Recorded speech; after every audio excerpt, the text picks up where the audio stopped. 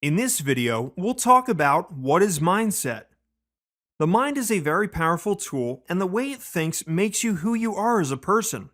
Also known as mindset, this thinking pattern or your frame of mind impacts how you make sense of the world as well as of yourself. So, in other words, a mindset is a set of beliefs and thoughts which influence the way you handle any given situation. It pretty much dictates your personality, helping you sort out what's going on around you and what you should do about it.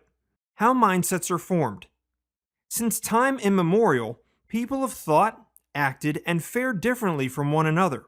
For the most part, common sense dictates that these differences arise from the variances in people's backgrounds, learning experiences, and training. Plus, research also points in the same direction. So, while experiences, backgrounds, and training are all external variables, even internal variables like genetic makeup have a part to play. Most experts today agree that forming a mindset is a combination of the two. For instance, while everyone comes with a unique set of genetics, their experiences, training, and personal efforts take them the rest of the way. So your life experiences and genetics together help frame your attitude and beliefs. And since both have an important part to play in your mindset, it helps to know what these two factors are all about. First off, your attitude to something is how you think or feel about it, especially when it shows in the way you behave. Your attitude can have different components, such as an emotional component, or how something or someone makes you feel. Then there is the cognitive component, which is how or what you think about the subject. This is finally followed by the behavioral component, which shows how you behave when confronted by the subject. Then there are your beliefs, which are merely feelings of certainty about something. Beliefs are based on ideas, and when at a specific point, these ideas start to feel certain. They turn into beliefs. Beliefs, in turn, shape your attitude, which in turn shape your mindset. Attitudes and beliefs then give rise to habits which are a direct reflection of your mindset. Perhaps the most common and well-known example of a mindset is seeing the glass as half empty or half full. Types of mindsets. There are different types of mindsets that can either help you unleash your best or contain your potential. There could be a long list of these, but here are a few which have been backed by research. Here's a quick glance at the following. Abundance mindset versus scarcity mindset. The way you view abundance or scarcity in different aspects of life greatly influences your success in life. For instance, imagine that two people are walking down the street. They are talking to each other, laughing, joking, and all the while breathing in and breathing out. Now, do you think that one of the two might worry that there may not be enough oxygen for the both of them? Likely not, since air is abundant. Now place the same two people scuba diving where one's tank starts to malfunction. That person signals the need for oxygen, and suddenly the air around them becomes a precious commodity. This scarcity could easily make the two worry with a concern that what if there isn't enough oxygen for the both of them? For the most part, the general population seems to be more inclined towards a scarcity mentality. They often view life as having only so much, and if they had to share, there wouldn't be enough for them. This sad mentality makes it very hard for such people to share anything, including credit, recognition, responsibility, or even authority with others. Instead, they only end up competing for available resources, even when there may be an abundance of them.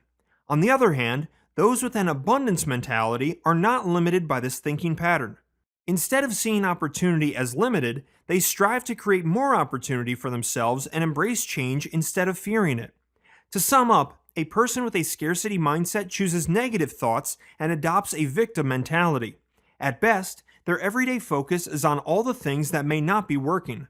But others with an abundance mindset tend to put all their energy reserves into what is working and see endless possibilities to improve their current situation.